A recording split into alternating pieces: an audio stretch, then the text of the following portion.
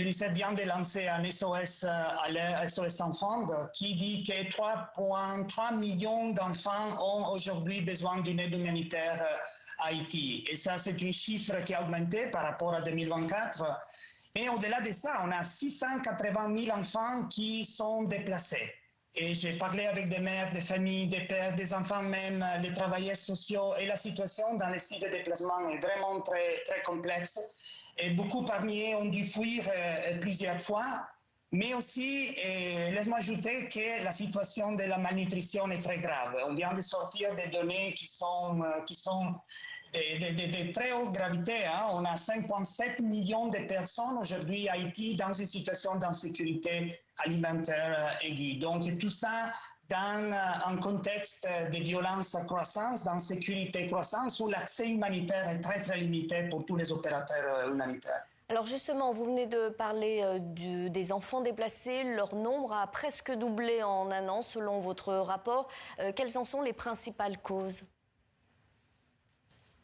Tout à fait la violence. Les 80% de la ville de la capitale de Port-au-Prince est sous contrôle des groupes armés. Donc la violence pousse une partie importante de la population à se déplacer plusieurs fois, se concentrer parmi les familles et les communautés extendues, mais aussi dans des sites de déplacement. J'ai visité un site, le site Mormon, où il y a 7000 personnes concentrées au milieu de la ville, dans un espace relativement réduit, à presque sans salissement, accès très limité à l'eau dans des conditions de santé vraiment limites.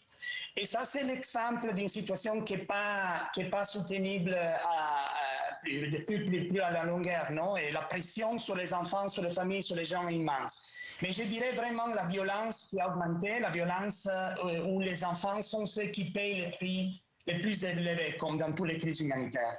Et où se trouvent aujourd'hui ces milliers d'enfants déracinés de leur foyer? Dans quelles conditions vivent-ils? Est-ce que c'est plus sécuritaire en dehors de Port-au-Prince? Alors, la crise, bien sûr, se concentre dans la ville, dans la capitale Port-au-Prince, à cause de la présence des bandes armées, mais aussi on est en train de voir que dans d'autres départements, Artibonite, le centre, le nord, la violence est en train aussi de s'élargir. Donc, on a des soucis sur la tenue de la situation sécuritaire au-delà de cette situation actuelle. Mais encore une fois, l'UNICEF lance maintenant l'SOS Enfants parce qu'on est convaincu qu'on est en point de rupture, Pascal, dans la tenue de la situation humanitaire et dans les retombées sur l'enfance en particulier. On est dans un point de rupture. Merci beaucoup Roberto Bénès pour votre témoignage. Et je rappelle que vous êtes directeur régional Amérique latine et Caraïbes de l'UNICEF.